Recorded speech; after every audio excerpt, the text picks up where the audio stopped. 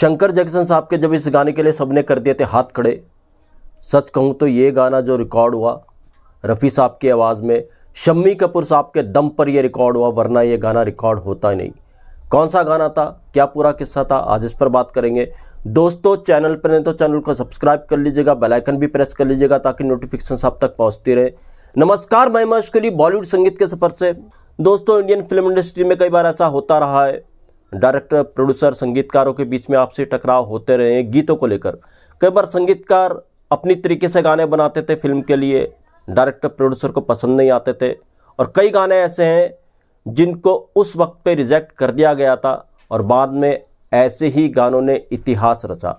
तो ये भी ऐसे ही गीत था जिसने वाकई एक तरीके से इतिहास रचा था, मगर इस गाने को पहले रिजेक्ट कर दिया गया था।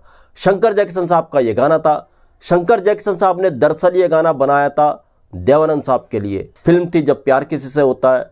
तो जब देवानंद साहब के लिए ये गीत बनाया, देवानंद साहब को गीत तो पसंद आया, मगर देवानंद साहब ने देखा कि इस गीत का उनकी फिल्म में कोई स्कोप नहीं है। उन्होंने शंकर जैक्सन साहब को कह दिया गीत तो ठीक है, मगर वो अपनी फिल्म में ये गीत रख नहीं सकते, ये गीत उनकी फिल्म में आ नहीं सकता, फिल्म में फिट नहीं बैठ रहा है, उनके हिसाब से ये गीत नहीं बना है। बहुत खूबसूरत शंकर जैक्सन ने इसको कंपोज किया था, मगर देवानंद साहब के कारण ये गीत ऐसे ही रह गया। अब शंकर जैक्सन अपने काम की तरफ आगे बढ़ते गए। एक बार हुआ क्या दोस्तों, शंकर जैक्सन साहब की दोस्ती थी अच्छी खासी शम्मी कपूर साहब से। खासकर जैक्सन साहब की दोस्ती शम्मी कपूर साहब से बहुत अच्छी थी, और शम्मी कपूर साहब जैक्सन से संगीत का डिस्कशन अक्सर किया करते थे, गीतों के बारे में, धुनों के बारे में। तो एक बार की बात है, शम्मी कपूर साहब जैक्सन साहब के पास बैठे हुए थे, तो अचानक जैक्सन साहब ने उसी धुन को प्ले किया जो धुन रिजेक्ट हो चुकी थी। शम्मी कपूर साहब ने पूछा ये धुन कौन सी है, किसके लिए बनाई, ये तो बहुत अच्छी धुन है। जैक्सन साहब ने पूरी कहानी शम्मी कपूर साहब को बताई, कैसे इस धुन को रिजेक्ट कर दिया था देवानंद साहब ने, उनके लिए उन्होंने धुन बनाई थी।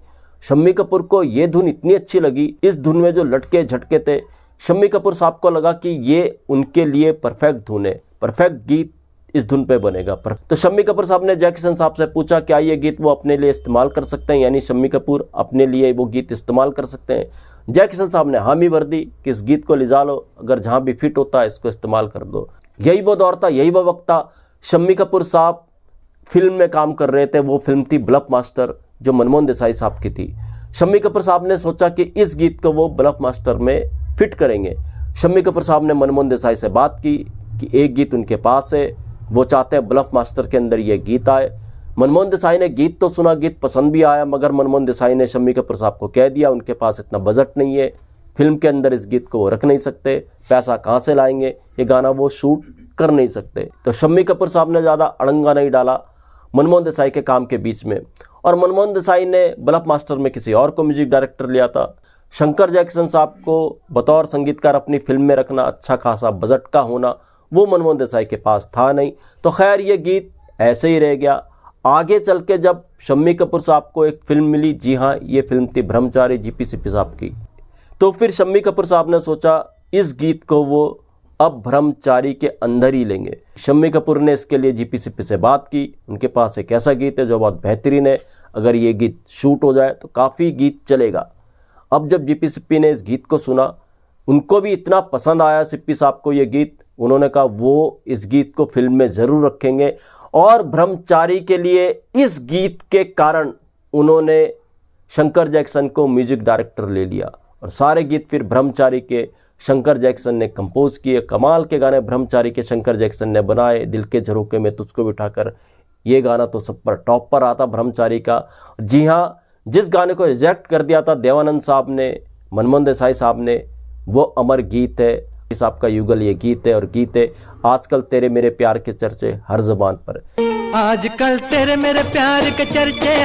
इस गीत को देवानंद साहब ने अपनी फिल्म में नहीं लिया, मनमोहन देसाई ने ब्लफ मास्टर में इस गीत को नहीं लिया, आखिर में ये गीत ब्रह्मचारी में आया।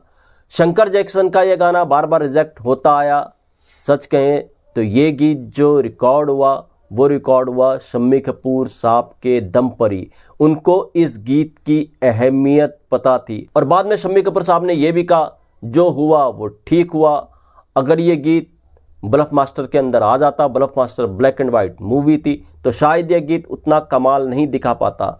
जिस तरीके से जीपी सिप्पी साहब ने इसको कलर्ड में शूट किया मुमताज़ और शम्मी कपूर साहब के ऊपर, वो भी अपने आप में कमाल की बात थी और वाकई ये गीत स्क्रीन पे कमाल का लगा लोगों को। तो दोस्तों ऐसे किस्से मैं आपके लिए लेकर के आता रहूँगा।